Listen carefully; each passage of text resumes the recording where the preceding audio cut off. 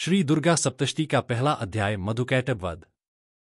महर्षि मार्कंडेय बोले, हे श्रोता, मैं सूर्य के पुत्र सावर्णी की उत्पत्ति की कथा विस्तार से बताता हूं। सावर्णी ने महामाया देवी की कृपा से मनवंतर के स्वामी पद को प्राप्त किया। उस समय स्वारोचिष नामक राजा थे जो प्रजा को अपने पुत्र समान मानते थे। फिर भी कोलाविध्वंसी राजा उनके शत्रु बन गए।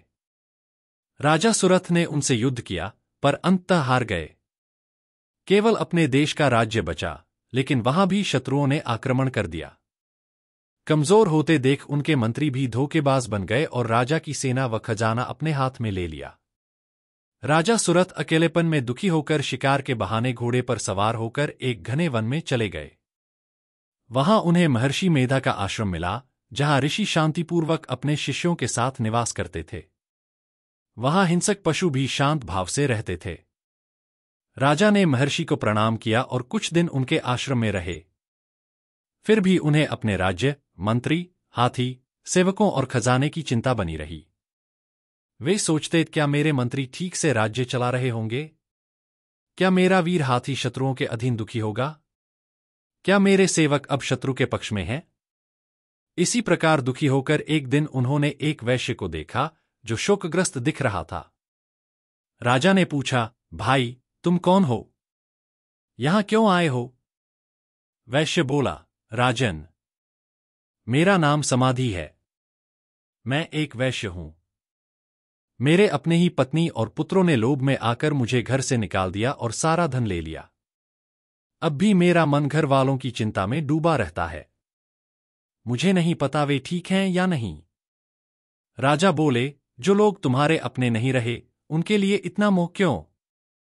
वैश्य बोला, यह सही है, लेकिन मेरा मन कठोर नहीं हो सका। मैं जानता हूं वे स्वार्थी हैं, फिर भी उनके लिए मेरा प्रेम कम नहीं हुआ। फिर दोनों राजा और वैश्य महर्षि मेधा के पास गए और अपनी जिज्ञासाएं प्रकट कीं। राजा बोले, हे मुनिवर, हम दोनों के पास सब कुछ छिन गया है, फिर भी मोह समाप्त नहीं होता। यह कैसे संभव है? हम जानते हैं कि यह मोह व्यर्थ है, फिर भी इससे मुक्त नहीं हो पाते। महर्षि मेधा बोले, सभी जीवों में ज्ञान और भावना होती है। पक्षी भी अपने बच्चों के लिए दाना ढूंढते हैं। मोह और प्रेम प्राकृतिक हैं। यह सब देवी महामाया की कृपा और माया से होता है। यही देवी संपूर्ण संसार की उत्पत्ति, पालन और सहार की शक्ति है। जो देवी ज्ञानियों तक को मोह में डाल देती है, वही भगवती मुक्ति भी प्रदान करती है। राजा ने पूछा, यह देवी कौन है? उनका स्वरूप, कार्य और चरित्र क्या है? कृपया बताइए। महर्षि मेधा बोले, देवी नित्य हैं, पर जब देवताओं का कार्य होता है, तब वे प्रकट होती हैं।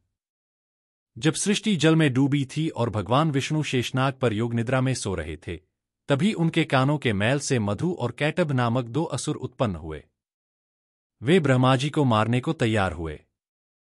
ब्रह्माजी ने देवी की स्तुति की, हे देवी, तुम ही स्वाहा, स्वधा, वषट्कार हो। प्रणव के म तुम ही हो। संध्या, सावित्री, सृष्टि, पालन और सहार में तुम ही स्थित हो। खड्ग, शूल, चक्र, गदा, शंख और धनुष धारण करने वाली तुम हो। सौम्य स्वरूप वाली, पर सभी से श्रेष्ठ तुम हो। हे देवी, तुम ही संसार की उत्पत्ति और विनाश की अधिष्ठात्री हो। तुमसे ही भगवान विष्णु, ब्रह्मा और शंकर शरीर धारण करते हैं। मैं तुम्हारी स्तुति कैसे करूं? हे देवी, मधु और कैटभ को मोह में डालो और भगवान विष्णु को जगाओ तथा उनमें असुरों को मारने की इच्छा उत्पन्न करो। महर्षि मेधा बोले, ब्रह्माजी की स्तुति सुन देवी भगवान विष्णु के शरीर से प्रकट हुईं। भगवान जाग उठे और मधुकैटभ को युद्ध के लिए ललकारा। 5000 वर्षों तक घोर युद्ध हुआ। देवी की माया से मोहग्रस्त होकर दोनों असुरों ने भगवान से वर मांगने को कहा। भगवान बोले, यदि प्रसन्न हो तो मुझसे मृत्यु को वर दो। मधुकैटभ बोले, जहां सूखी जमीन हो, वहीं हमारा वध करना। भगवान ने उन्हें अपनी जांघों पर लिटाया और वहीं उनका वध कर दिया। इस प्रकार यह देवी ब्रह्माजी की स्तुति से प्रकट हुई थीं।